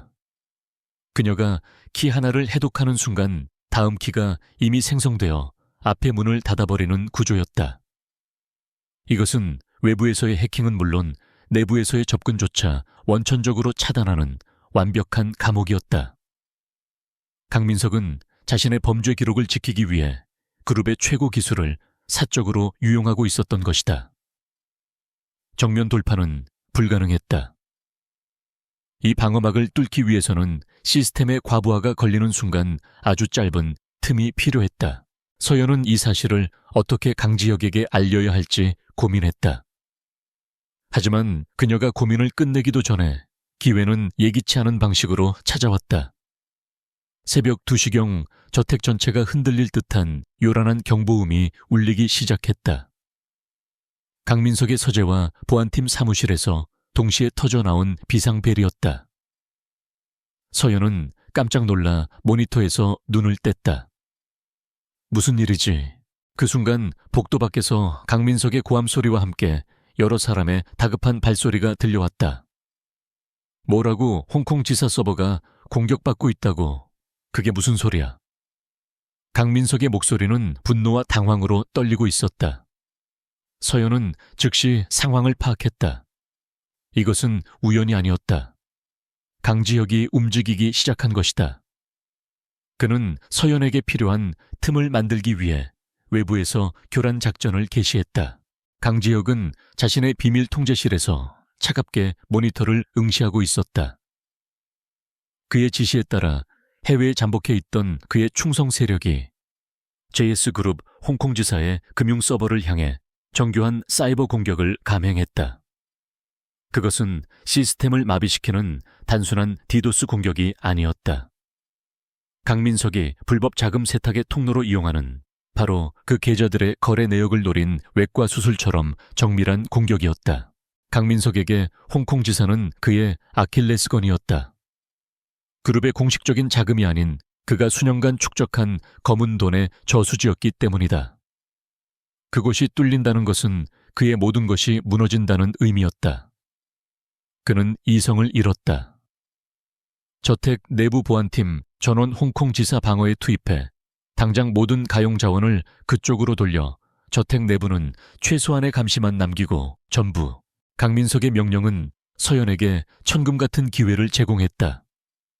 JS그룹의 최고 보안 전문가들이 외부의 유령을 막기 위해 전력을 다하는 사이 저택 내부의 방어 시스템은 급격하게 약화되었다. 서연은 자신의 모니터에서 그 변화를 실시간으로 목격했다. 철옹성 같던 KMS 아르카이브의 다이내믹 쉴드가 흔들리기 시작했다. 암호화 키의 갱신 주기가 1초에서 5초로 다시 10초로 급격하게 느려졌다. 시스템이 외부 공격을 방어하기 위해 대부분의 연산 자원을 할당하면서 내부 보안망의 처리 속도가 현저하게 떨어진 것이다. 10초, 서연에게 주어진 시간이었다. 그녀는 이 기회를 놓칠 수 없었다. 그녀의 손가락이 폭풍처럼 키보드를 두드리기 시작했다. 그녀는 무모하게 전체 데이터를 다운로드하려 하지 않았다. 그것은 함정일 수 있었고 시간도 부족했다. 그녀가 노린 것은 단 하나, 이 거대한 블랙 레드저의 구조를 파악할 수 있는 인덱스 파일과 이 지독한 다이내믹 쉴드를 생성하는 암호 생성 알고리즘의 원본 코드였다. 그것만 손에 넣으면 이 감옥의 설계도를 손에 쥔 것이나 다름없었다. 그녀는 백도어를 통해 시스템의 가장 취약한 루트 커널에 접근했다. 방화벽이 그녀의 침입을 감지하고 경고를 울리기 시작했지만 이미 보안팀의 주력은 홍콩에 가 있었다. 서연은 방어 시스템이 자신을 위협으로 규정하고 차단하기 전 그 초의 틈을 파고들었다. 실행. 마지막 명령어가 입력되고 데이터 패킷이 그녀의 숨겨진 가상 드라이브로 쏟아져 들어왔다. 5초 초 6초. 데이터 전송바가 아슬아슬하게 차올랐다. 9초. 전송 완료. 메시지가 뜨는 것과 동시에 서연은 모든 연결을 끊고 자신의 흔적을 지웠다. 그리고 거짓말처럼 홍콩 지사를 공격하던 외부의 유령들도 동시에 공격을 멈추고 사라졌다. 모든 것이 15분 안에 일어난 일이었다. 강민석의 보안팀은 혼란에 빠졌다. 적은 막대한 피해를 입히지 않았지만 자신들의 핵심부를 정확히 타격하고는 연기처럼 사라졌다. 강민석은 자신의 서재에서 광분했다. 그는 이것이 경쟁사의 소행이거나 혹은 자신과 거래하던 범죄 조직의 배신이라고 확신했다. 그의 의심은 완전히 저택 외부로 향하게 되었다. 그는 감히 상상조차 하지 못했다. 이 모든 것이 자신의 발밑 휠체어에 앉은 조카와 그가 들인 순진한 며느리의 합작품이라는 것을. 서연은 컴퓨터를 끄고 침대에 누웠다. 심장이 격렬하게 뛰었지만 손은 차갑게 식어 있었다.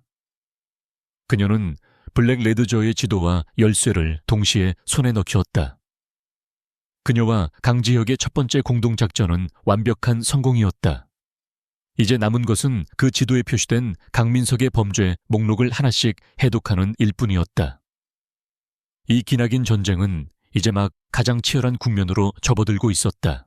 운명의 날이 밝았다.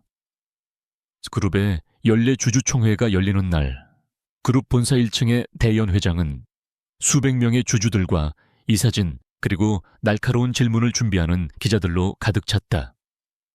공기는 겉으로는 평온했지만 그 수면 아래에서는 거대한 폭풍의 눈이 형성되고 있었다. 오늘 이 자리에서 JS그룹의 실질적인 주인이 결정될 터였다.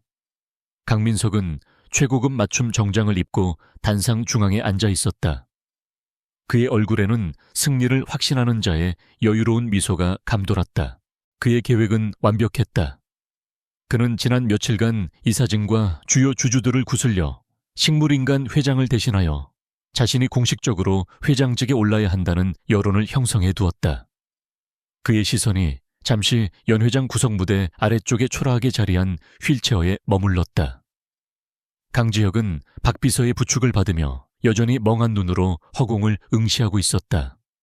강민석에게 그는 이제 막 밟아 으스러뜨릴 마지막 장애물에 불과했다.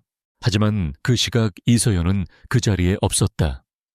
그녀는 강지혁의 비밀 통제실 5년의 세월이 멈춘 낡은 서재에서 수십 개의 모니터를 지켜보고 있었다. 연 회장의 모든 카메라가 그녀의 눈앞에 생중계되고 있었다. 그녀의 손은 차갑게 식어 있었지만 눈빛은 그 어느 때보다 뜨겁게 타오르고 있었다. 그녀의 손가락 하나가 실행, 키 위에 아슬아슬하게 멈춰 있었다. 그녀는 강지혁이 약속한 신호를 기다리고 있었다. 드디어 주주총회가 시작되고 의장의 소개로 강민석이 연단에 올랐다. 그는 자신감 넘치는 걸음걸이로 연단에 서서 마이크를 잡았다. 존경하는 주주 여러분, 그리고 JS그룹 임직원 여러분. 지난 5년은 우리에게 참으로 힘든 시간이었습니다. 그는 위선적인 슬픔이 담긴 목소리로 연설을 시작했다. 그는 자신이 그룹을 위기에서 어떻게 구해냈는지, 심지어 최근의 악의적인 외부 사이버 공격까지 어떻게 막아냈는지 열변을 토했다. 그의 연설은 청중을 사로잡았다. 주주들은 그의 강력한 리더십에 고개를 끄덕였다. 분위기가 무르익었다고 판단한 강민석은 연설의 본론으로 들어갔다. 그의 목소리가 한층 더 비통하게 잠겼다. 하지만 이제 우리는 고통스러운 결정을 내려야 할 때가 왔습니다. 저의 사랑하는 조카이자 JS그룹의 법적 회장인 강지혁 군의 일입니다. 그는 휠체어에 앉은 지혁을 가리켰다. 모든 시선이 지혁에게 쏠렸다. 지난 5년간 우리는 기적을 바랐습니다. 하지만 보시다시피 지혁 군은 더 이상 그룹을 이끌 수 있는 상태가 아닙니다. 우리는 더 이상 유령 회장을 모시고 그룹의 미래를 맡길 수 없습니다. 그는 목소리를 높였다. 따라서 저는 오늘 주주 여러분께 현 회장 강지혁의 영구적인 직무정지 및 해임을 공식적으로 발의하는 바입니다. 이것이 JS그룹을 위한 유일한 길입니다. 연 회장이 술렁였다. 강민석의 측근들이 먼저 박수를 치기 시작했고 곧이어 다른 주주들도 동의의 뜻을 내비쳤다.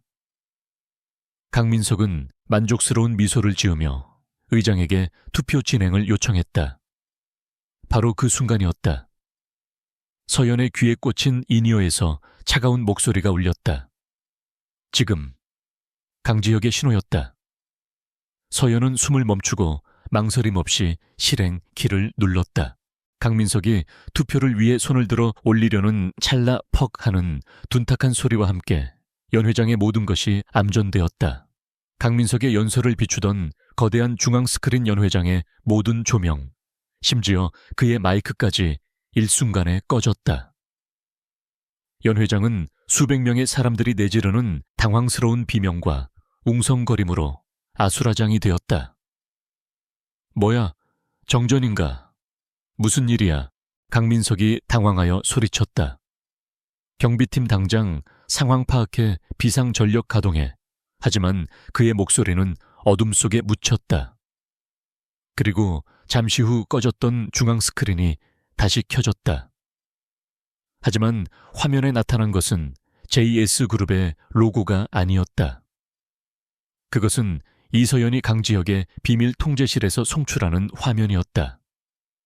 화면 가득 복잡한 코드들이 스쳐 지나가더니 이내 KMS Archive라는 폴더명이 나타났다.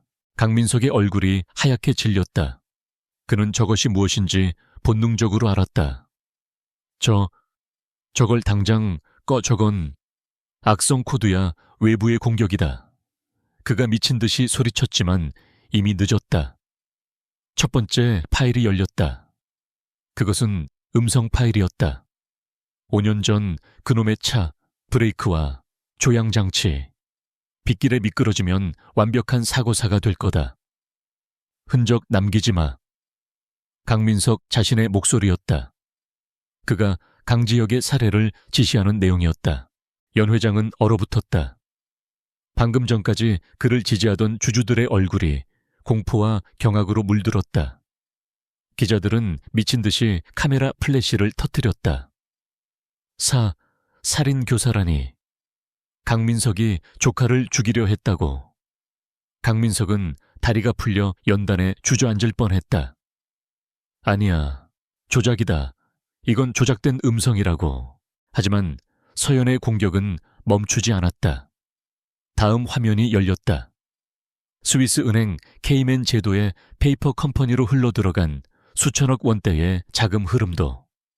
그 돈은 JS그룹의 공금이었으며 최종 수신자는 국제 무기 밀매 조직과 불법 자금 세탁 조직의 이름이었다.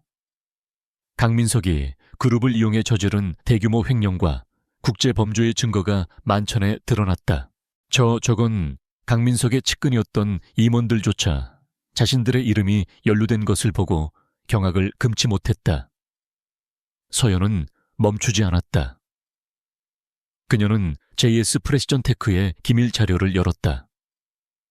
강민석이 불법으로 빼돌린 양자 컴퓨팅 기술이 적대국에 팔려나간 계약서 사본이 화면을 가득 채웠다. 이것은 단순한 횡령이 아닌 국가 안보를 위협하는 반역 행위였다. 주주총회는 완벽한 패닉 상태에 빠졌다. 주주들은 고성을 지르며 강민석에게 달려들 기세였고, 기자들은 이 세기의 특종을 전송하기 위해 연 회장 밖으로 뛰쳐나가려 했다. 강민석의 보안팀이 그들을 막아섰지만 이미 통제불능이었다. 강민석은 넋이 나간 사람처럼 화면을 응시했다. KMSO Girl Archive. 자신이 5년간 공들여 쌓아 올린 범죄의 탑이 자신의 손으로 들인 며느리에 의해 무너져 내리고 있었다. 그는 비틀거리며 연단에서 내려오려 했다. 이건 함정이야. 내가 아니야. 그의 횡설수설하는 변명은 아무에게도 들리지 않았다. 그의 눈에 연 회장 구석에서 여전히 미동도 없이 자신을 바라보는 휠체어 위에 강지혁이 들어왔다. 그 텅 빈 눈동자가 지금 이 순간만큼은 지옥의 심연처럼 느껴졌다. 강민석은 그제야 깨달았다. 자신이 5년간 죽은 송장 취급했던 조카의 덫에 완벽하게 걸려들었음을. 주주총회장은 거대한 혼돈의 도가니에 빠졌다. 강민석이 5년간 쌓아 올린 범죄의 증거가 대형 스크린에 적나라하게 펼쳐지자 주주들의 분노와 기자들의 흥분이 뒤섞여 폭발했다. 살인자. 당장 저놈 끌어내. 고함과 욕설이 강민석에게 빗발쳤다. 그는 경호원들에게 둘러싸인 채 연단 위에서 비틀거렸다. 그의 얼굴은 핏기 하나 없이 하얗게 질려 있었다. 아니다. 이건 조작이야. 전부 거짓말이라고. 그의 목소리는 군중의 함성에 묻혀 공허하게 흩어졌다. 강민석의 눈동자가 광적으로 흔들렸다. 그는 본능적으로 연 회장 구석 휠체어에 앉아있는 강지혁을 바라보았다. 만약 이것이 함정이라면 저놈이. 하지만 강지혁은 여전히 그 자리에 있었다. 멍한 눈으로 허공을 응시하는 5년 전과 똑같은 텅 빈 껍데기. 박 비서가 당황한 기색으로 휠체어를 감싸 쥐고 있었다. 강민석은 더욱 깊은 혼란에 빠졌다. 강지혁이 아니라면 대체 누가 감히 자신의 완벽한 제국에 이런 짓을. 바로 그 순간이었다. 쾅하는 거대한 소리와 함께 연 회장의 육중한 정문이 양쪽으로 활짝 열렸다. 소란스러웠던 장내가 순간적으로 물을 끼얹은 듯 조용해졌다. 모든 사람의 시선이 입구로 쏠렸다. 어둠을 등지고 두 사람의 실루엣이 연 회장 안으로 들어섰다. 눈이 부신 카메라 플래시가 그들의 모습을 비추는 순간 시간은 멈췄다. 그곳에는 5년 동안 죽은 사람으로 취급받았던 JS그룹의 진정한 회장 강지혁이 서 있었다. 휠체어가 아니었다. 그는 흠잡을 데 없이 완벽한 검은색 슈트를 입고 꼿꼿하게 두 발로 서 있었다. 그의 곁에는 더 이상 순종적인 며느리가 아닌 차가운 지성미를 뿜어내는 이서연이 나란히 서 있었다. 그녀의 손에는 이 모든 사태를 지휘한 태블릿 PC가 들려 있었다. 연 회장은 숨소리조차 들리지 않는 정적에 휩싸였다. 주주들과 기자들은 유령이라도 본 듯한 표정으로 눈을 비볐다. 그들의 시선은 연단으로 걸어오는 진짜 강지혁과 여전히 구석에 앉아있는 가짜 강지혁 사이를 혼란스럽게 오갔다. 강민석은 이 비현실적인 광경에 뇌가 작동을 멈춘 듯했다. 그는 헛웃음을 터뜨렸다. 꿈. 이건 꿈이야. 말도 안 돼. 강지혁과 이서연은 붉은 카펫이 깔린 중앙 통로를 망설임 없이 걸어왔다. 그의 구두 소리는 연 회장의 정적을 깨고 모든 사람의 심장에 망치질하듯 울려 퍼졌다. 그의 눈빛은 5년의 세월을 응축한 듯 차갑고 날카로웠으며 그 안에는 깊은 분노와 절대적인 자신감이 서려 있었다. 그는 연단 바로 앞에 멈춰 섰다. 그리고 자신을 보며 경련을 일으키고 있는 강민석을 올려다보았다. 강지혁은 연단에 가볍게 한 손을 짚고는 부드럽게 마이크를 자신 쪽으로 돌렸다. 지지직 하는 작은 소음과 함께 그의 목소리가 스피커를 통해 연 회장 전체에 울려 퍼졌다. 5년 만에 터져나온 죽음을 이기고 돌아온 자의 목소리였다. 5년 동안 내 의자를 따뜻하게 데워줘서 고맙군 숙부. 그 한마디에 강민석의 마지막 남은 이성이 완전히 무너져 내렸다.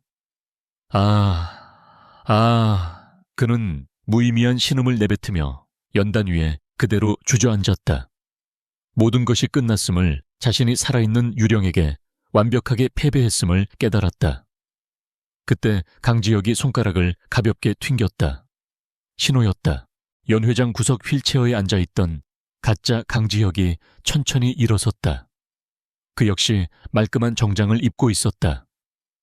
그는 5년간 강지혁을 연기해온 그의 가장 충실한 부하였다.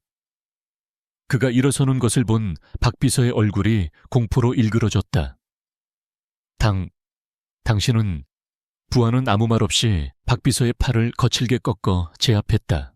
동시에 기자들과 주주들 사이에 섞여 있던 수십 명의 건장한 남성들이 일제히 움직이기 시작했다. 그들은 JS그룹의 공식 보안팀이 아니었다. 강지혁이 5년간 비밀리에 양성해온 그의 사설 정예팀이었다. 그들은 순식간에 혼란에 빠진 강민석의 경호원들을 제압하고 넋이 나간 강민석의 양팔을 붙잡아 일으켜 세웠다. 이거 놔. 강민석이 발악했지만 강철 같은 소나귀에서 벗어날 수 없었다. 정예팀은 스크린에 이름이 올랐던 강민석의 핵심 측근들, 즉 공범자들을 향해서도 망설임 없이 다가갔다. 연 회장은 순식간에 체포 현장으로 변했다. 회장님, 이게 무슨 짓입니까? 우린 아무것도 모릅니다. 임원들이 비명을 질렀지만 그들은 이미 강지혁의 살생부에 오른 자들이었다. 이서연은 이 모든 광경을 차갑게 지켜보고 있었다.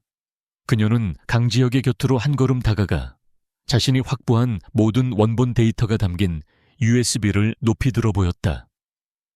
모든 증거는 이곳에 있습니다. 강민석 전 부회장의 살인교사 횡령기술 유출에 대한 모든 원본 데이터입니다. 이 자료는 즉시 검찰과 국정원에 제출될 것입니다. 그녀의 목소리는 명료하고 단호했다.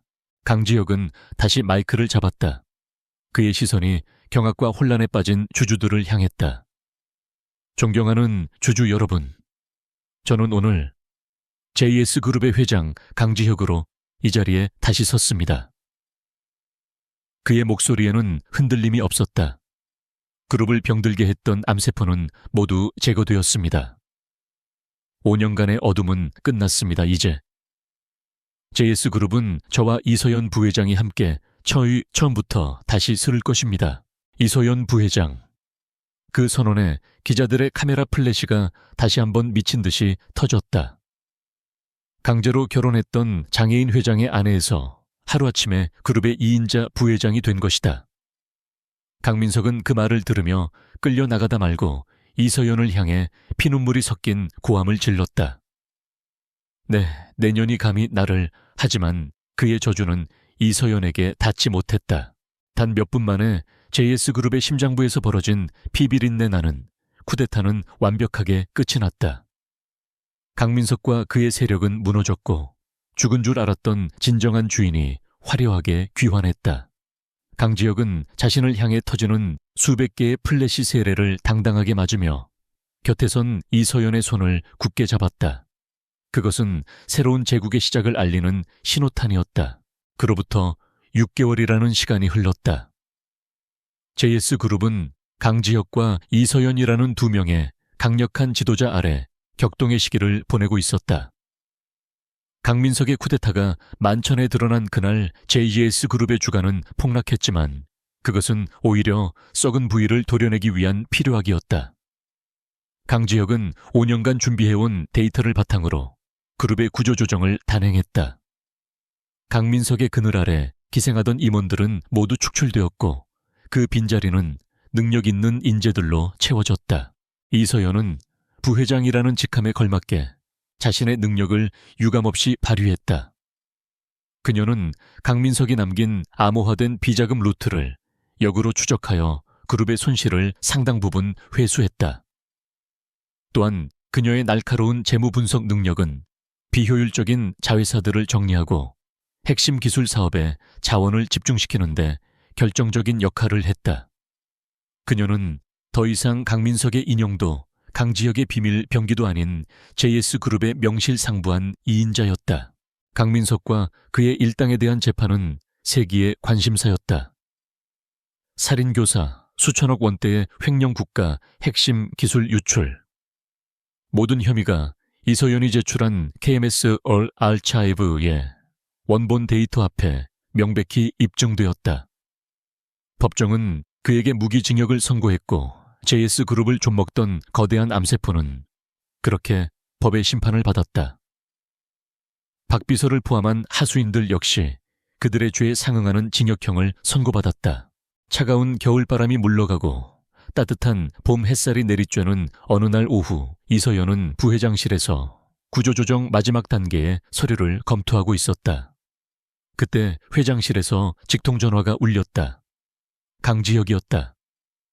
잠시 시간 괜찮습니까, 이 부회장? 6개월이 지났지만 두 사람은 공적인 자리에서는 서로에게 극도로 예의를 차렸다. 그들의 관계는 그 누구도 정의 내릴 수 없는 동맹과 파트너 그 사이 어딘가에 있었다. 서연은 서류를 들고 회장실로 향했다. 5년 전 강민석이 차지했던 그 방은 이제 본래 주인의 취향대로 완전히 바뀌어 있었다. 화려하고 위압적이던 가구들은 사라지고 실용적이고 모던한 디자인의 가구들이 자리 잡았다. 방 안을 가득 채운 것은 인공적인 향수가 아닌 갓 내린 원두커피의 짙은 향이었다. 강지혁은 거대한 통유리창 앞에 서서 서울의 정형을 내려다보고 있었다. 부르셨습니까, 회장님? 서연이 입을 열었다. 강지혁은 천천히 몸을 돌렸다. 그의 얼굴에는 더 이상 5년간의 증오와 복수심이 서려 있지 않았다. 대신 거대한 제국을 이끄는 지도자의 냉철함과 무게감이 자리 잡고 있었다. 그는 책상으로 걸어가 서류 봉투 2개를 집어들었다. 그는 하나를 서연에게 내밀었다. 이것으로 우리의 첫 번째 계약은 완수된 것 같군요. 서연은 봉투를 열었다. 그 안에는 그녀의 아버지가 운영하던 회사의 정상화 보고서와 강민석에게 넘어갔던 모든 채무가 완벽하게 소멸되었음을 증명하는 법적 서류가 들어있었다. 그녀의 가족을 올감했던 족쇄는 완전히 사라졌다. 서연의 가슴 한구석이 뜨거워지는 것을 느꼈다. 그리고 강지혁은 두 번째 봉투를 내밀었다. 이건 두 번째 약속입니다. 서연은 두 번째 봉투를 열었다. 그 안에는 2장의 서류가 들어있었다. 하나는 이미 강지혁의 서명이 날인된 이혼 합의서였다. 다른 하나는 서연의 눈이 커졌다. 그것은 JS그룹의 핵심 계열사 지분 10%를 그녀에게 양도한다는 내용의 주식 증여 계약서였다. 그 가치는 천문학적인 금액이었다. 당신은 내게 열쇠가 되어주었소. 이건 그에 대한 정당한 보상이자 내가 약속했던 자유요. 강지혁의 목소리는 담담했다. 그는 그녀에게 선택권을 주었다. 이 서류에 서명하고 막대한 부와 완벽한 자유를 안고 떠날 것인지, 아니면 그는 그녀의 대답을 기다렸다. 그는 그녀를 동등한 파트너로 인정한 순간부터 그녀를 구속할 생각이 없었다. 서연은 한참 동안 서류를 내려다보았다. 이혼 합의서. 그녀가 그토록 원했던 것이었다. 이 지옥 같은 정략 결혼에서 벗어날 수 있는 유일한 탈출구. 그녀의 아버지도 구했고 복수도 이루었다. 이제 그녀는 이 서류 한 장으로 과거와 완벽하게 단절될 수 있었다. 그녀는 고개를 들어 강지혁을 바라보았다. 그의 눈은 그녀의 결정을 존중한다는 듯 고요하게 그녀를 응시하고 있었다. 서연은 희미하게 미소 지었다. 그녀는 이혼 합의서를 천천히 집어들었다. 그리고 강지혁의 눈앞에서 그것을 반으로 찢었다. 칙! 종이가 찢어지는 소리가 고요한 회장실을 울렸다. 강지혁의 눈썹이 미세하게 올라갔다. 서연은 멈추지 않고 찢어진 서류를 다시 반으로 또다시 반으로 찢어버렸다. 종이 조각들이 그녀의 손에서 힘없이 바닥으로 흩어졌다. 이게 무슨 뜻이오? 강지혁이 물었다. 그의 목소리에 처음으로 당황한 기색이 스쳤다. 서연은 주식증여 계약서 역시 집어들어 그에게 돌려주었다. 보상금은 필요 없습니다. 제 몫은 이미 제 직함으로 받고 있으니까요. 그녀는 강지혁에게 한 걸음 다가갔다. 두 사람의 시선이 허공에서 부딪혔다. 회장님, 저는 강제로 결혼한 아내로 이곳에 잡혀 있을 생각은 추호도 없습니다. 그녀의 목소리는 얼음장처럼 차갑고 단호했다. 하지만 저는 제 발로 이곳을 떠날 생각도 없습니다. 지난 6개월간 우리가 함께 이뤄낸 것들을 보십시오. 우리는 강민석의 폐허 위에서 새로운 제국을 건설하고 있습니다. 그녀는 강지혁이 서 있던 통유리창으로 다가가 분주하게 움직이는 JS그룹의 캠퍼스를 내려다보았다. 당신은 내게 자유를 주겠다고 했지만 강지혁 씨, 나의 자유는 도망치는 데 있지 않아요. 나의 자유는 이곳에서 당신과 동등한 위치에서 이 거대한 제국을 함께 이끌어 나가는 것에 있습니다. 그녀는 몸을 돌려 강지혁을 마주 보았다. 저는 당신의 아내가 아니라 JS그룹의 부회장으로 그리고 당신의 유일한 파트너로 이곳에 남겠습니다. 물론 그 결정을 받아들이는 것은 회장님의 몫이겠죠. 그녀는 도발적이면서도 자신감 넘치는 미소를 지었다. 강지혁은 한참 동안 그녀를 응시했다. 그의 차가웠던 눈빛이 서서히 아주 천천히 녹아내리는 듯했다.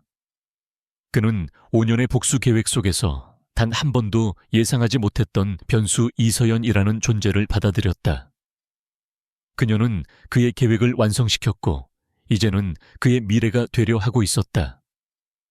그는 서연이 찢어버린 종이 조각들을 내려다보았다. 그리고 마침내 5년 만에 처음으로 진심 어린 웃음을 터뜨렸다. 조소 이 부회장. 그가 서연에게 손을 내밀었다. 이혼 서류 대신 새로운 파트너십을 제안하는 악수였다. 당신 말이 맞군. 우린 이제 겨우 시작일 뿐이니. 서연이 그의 손을 강하게 맞잡았다. 두 사람의 손이 단단하게 결속되는 순간 강제로 시작된 인연은 가장 강력한 동맹으로 다시 태어났다. 장애라는 거짓가면 뒤에 숨겨진 충격적인 비밀은 결국 두 사람을 파괴가 아닌 새로운 창조로 이끈 거대한 서막에 불과했다. JS그룹의 진정한 전설은 바로 그 순간부터 시작되고 있었다.